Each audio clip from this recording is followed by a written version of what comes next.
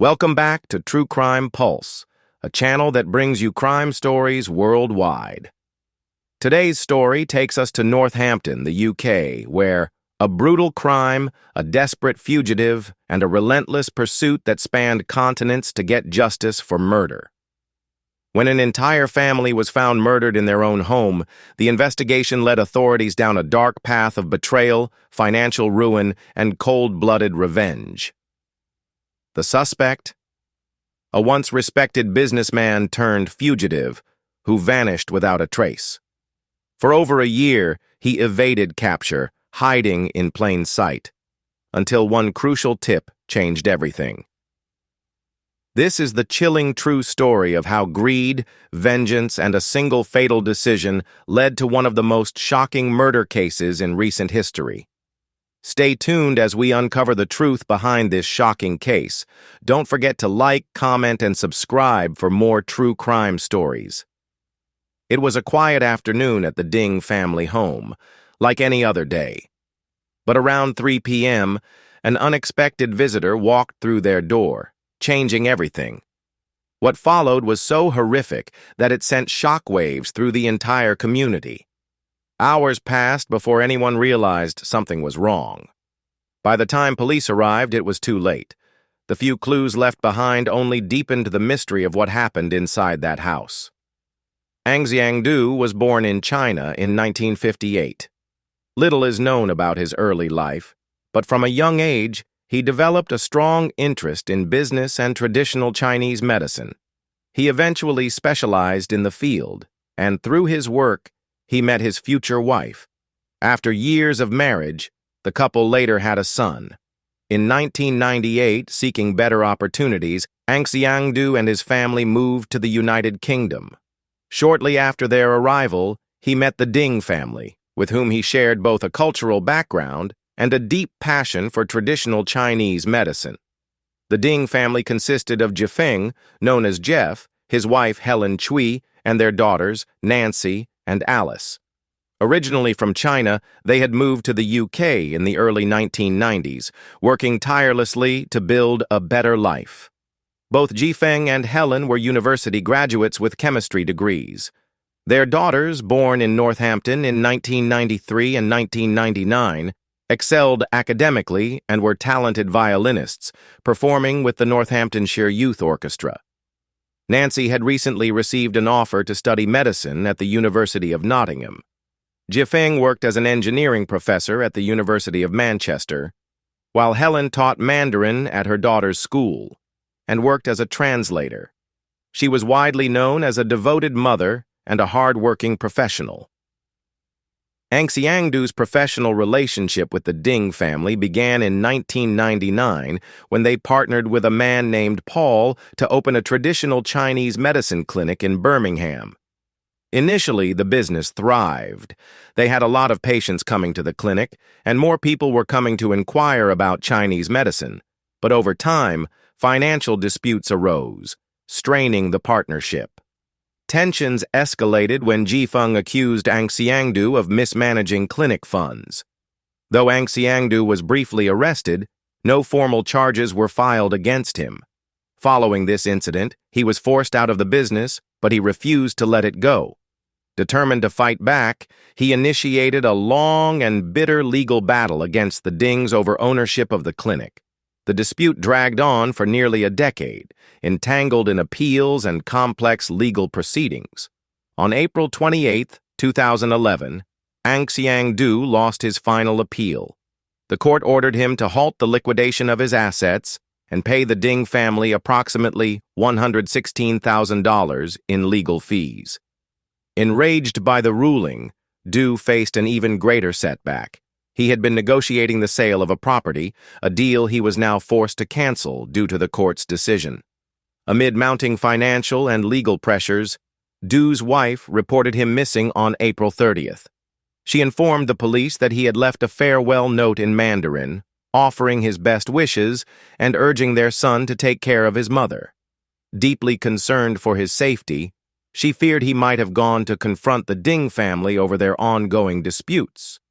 Given the history between Du and the Dings, authorities in West Midlands contacted their counterparts in Northamptonshire, requesting a welfare check at the Ding residence. On the morning of May 1st, officers arrived at the home but received no response. The family's car was absent, leading them to assume they were not home. They left a card in the mailbox and departed. Later that day, police were called back by a concerned neighbor. He found it unusual that he hadn't seen the family in 2 days, and after repeatedly knocking with no answer, peered through the kitchen window, only to be met with a horrific sight. A lifeless leg lay in a pool of blood. When officers returned, they discovered a gruesome crime scene. All 4 members of the Ding family had been brutally stabbed. Investigators soon realized they had unknowingly visited the house earlier while searching for Du following his wife's missing person report. As the investigation deepened, police uncovered a chilling detail. Days before the murders, an emergency call had been made from the Ding residence. However, a miscommunication about the location led authorities to the wrong address. After confirming the occupants there were safe, they dismissed the call as a possible prank. While officers were searching elsewhere, the Dings had been in far greater danger than anyone realized. At the crime scene, investigators found a sharp object near the kitchen sink that did not match the household's other utensils. Believing it could be the murder weapon, they sent it for forensic analysis. Fingerprints were also recovered throughout the house. The victims' bodies were transported for forensic examination, where stab wounds were confirmed as the cause of death. Jeff had suffered 23 injuries, Helen 13, Nancy 11, and Alice 4. The medical examiner determined that the family had been killed between 3 and 4 p.m. on April 29th. The murders sent shockwaves through the community. The Dings were well loved, and their loss was deeply felt. Grief-stricken friends, relatives, and neighbors gathered at the local church to say their final goodbyes. Among those gathered at the funeral were Jeff's colleagues and the daughter's school friends. During the ceremony, Jeff's co-workers spoke of his dedication to engineering, while teachers and friends shared heartfelt memories of Nancy and Alice's kindness, academic excellence, and musical talents. In addition to the funeral, other memorials were held in their honor. At Alice's school, daffodils were planted as a tribute to her memory. A commemorative plaque and a tree were also installed, serving as lasting reminders of her life. While friends and family grieved, detectives had already launched an intensive investigation into the horrific crime. Anxiang quickly became the prime suspect due to his long-standing legal dispute with the Ding family. Forensic analysis confirmed his involvement when fingerprints found at the crime scene matched his. Initially, based on the farewell note he left his wife, authorities suspected he may have taken his own life after committing the murders. However, digital evidence told a different story. Surveillance footage, captured across the UK, tracked Du's movements before and after the crime, exposing his every step. His downfall began on the morning of April 29th, when he left home at 10 a.m., without considering the possibility of being monitored. He first traveled to his Chinese medicine store, a trip he usually made with his wife, but that day she stayed home to watch the royal wedding. Du was recorded at the train station purchasing a ticket to Birmingham. After briefly stopping at his shop, just long enough to write a farewell note and retrieve a bag containing a knife, he resumed his journey. He took a bus from Northampton station at 12:37 p.m., then transferred to another bus headed to the Ding family's town. Along the way, he asked the driver for directions, but a mistake forced him to walk a considerable distance. He finally arrived at the Ding residence around 3 p.m., where he carried out the brutal attack. Despite initial searches at airports and Eurostar services yielding no leads, investigators later discovered that Du had driven to London, abandoned his car in a residential area, and by 8 a.m. on April 30th, just a day after the murders, boarded a bus to Paris. From there, he evaded capture by slipping into Spain and making his way to the ferry port of Algeciras. Northamptonshire police launched the largest manhunt in the region's history. deploying over 240 officers to track Du down. Investigators spent 5,000 hours reviewing surveillance footage, meticulously tracing his escape route. Hoping to generate new leads, authorities released security images from the day of the crime, describing Du as a man in his 50s, small in stature and slightly hunched. With the help of Interpol, the search expanded internationally, with alerts issued in 180 countries. Tips began to pour in, but processing them took time. Investigators questioned over 400 individuals and made 9 arrests, though none were Du. Some detainees were suspected of having ties to him, but these connections proved to be false. To encourage further leads, authorities initially offered a $13,200 reward, later increasing it to $33,000 for information leading to Du's capture. After 14 months on the run, authorities finally received a tip from a construction worker in Morocco. The worker recognized Anxiang Du from a newspaper photo and realized he had been working alongside the fugitive. He and his co-workers had shown sympathy toward Anxiang Du, often providing him with food and assistance. Acting on this information, UK police coordinated with Spanish authorities and requested Moroccan officials to detain him. On July 7, 2012, Anxiang Du was arrested in an unfinished apartment building in Tangier, where he had been living on a makeshift bed and cooking with a small gas stove. Confronted with overwhelming evidence, he confessed to the murders. Although the UK had no formal extradition agreement with Morocco, British officials submitted an official request, and on February 20, 2013, Anxiang Du was flown to Heathrow Airport to face justice. The next day, he appeared before Northampton Magistrates Court, where he was charged with 4 counts of murder and remanded in custody. His capture was a major success for British law enforcement, though it was overshadowed by a report from the Independent Police Complaints Commission. The report highlighted a critical error in handling Alice Ding's emergency call on the day of the murders. It revealed that if police had used proper verification methods, they could have located the Ding family's home within minutes. While police acknowledged their mistake, forensic experts stated that given the severity of the victims' injuries, a quicker response likely wouldn't have saved them. However, they admitted that a prompt arrival could have led to Anxiang Du's arrest at the scene, as evidence showed he remained in the house for nearly 5 hours after the killings, even pausing to take a nap.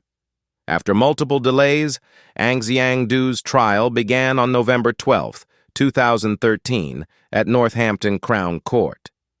At 55, he did not deny committing the murders, but his defense argued that years of legal battles had driven him into severe depression, impairing his judgment. They contended that he should be charged with manslaughter due to diminished responsibility rather than murder. The defense's case centered on his mental state at the time. A forensic psychiatrist testified that Anxiang Du had purchased the murder weapon months earlier, intending to take his own life because of financial distress. He recalled that while at his shop, he noticed the weapon in his bag and brought it with him to Northampton, hoping to use it as leverage to force Jeff Ding to repay what he believed he was owed. When questioned about his intent, Anxiang Du admitted that harming the family had crossed his mind. However, he insisted he had not planned the attack and claimed he wouldn't have gone to their house if he had intended to kill them. He also stated that had the Dings apologized, the tragedy might never have occurred. In his confession, Anxiang Du claimed that once inside the house, he asked Jeff for money. According to him, Jeff responded with insults, mocked him, and threatened to call the police if he didn't leave. Enraged, Anxiang Du said he pulled out the weapon and everything went black. He described how Jeff's voice and face became distorted and grotesque as he attacked. A forensic expert explained this as evidence of Anxiang Du entering a heightened emotional state. He stated that while stabbing Jeff, he felt a hand grab his arm and turned to see Helen, whom he also attacked. He could not recall how many times. Hearing a noise upstairs, he went to investigate and found the daughters, whom he also stabbed. Recounting their murders, he broke down in tears, saying he did not know why he had done it and called his actions a terrible sin. After the killings, Anxiang claimed he fell asleep in the house, waking up only after dark. Spotting a wallet and car keys nearby, he decided to flee.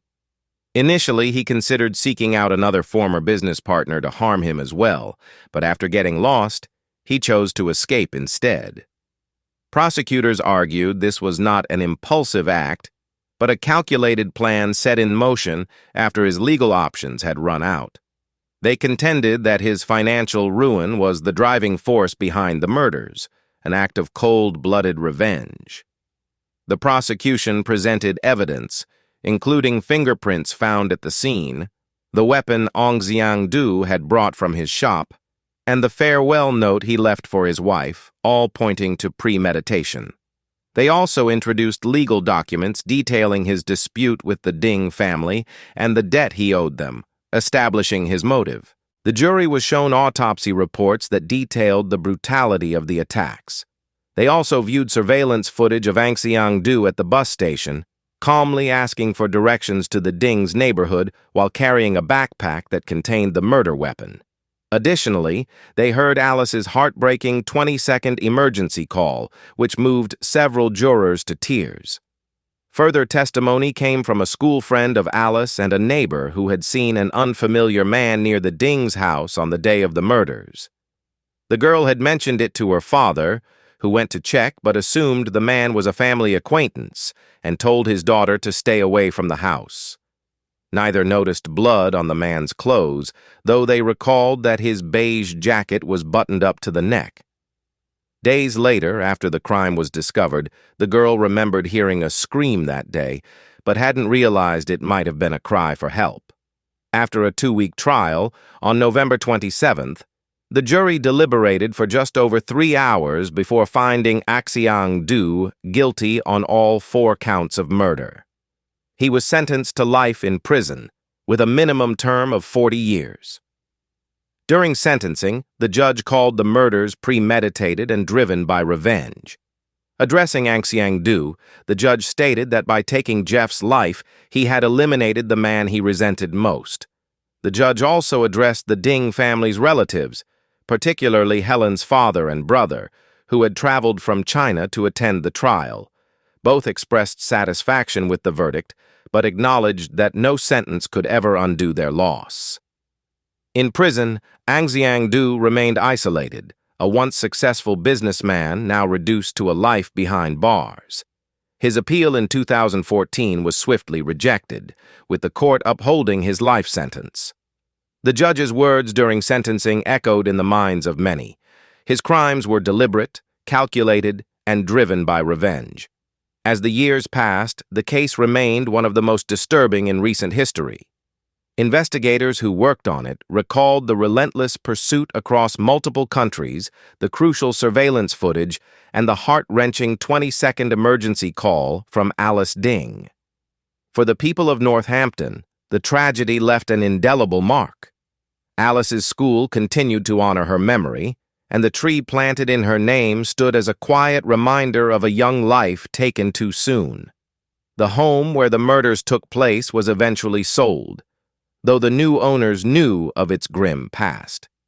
Meanwhile, law enforcement reflected on the investigation, recognizing the advancements in technology that helped bring a killer to justice, but also acknowledging the painful mistake made when Alice's emergency call was mishandled. Anxiang, now just another prisoner among the UK's most dangerous criminals, lived out his days knowing that his name would forever be associated with one of the most heinous crimes the country had ever seen. Justice had been served, but for those left behind, the pain never truly faded. Thank you for listening to True Crime Pulse. Share your thoughts on the story, like and subscribe to the channel. Until the next episode, when we bring you more crime stories, stay vigilant.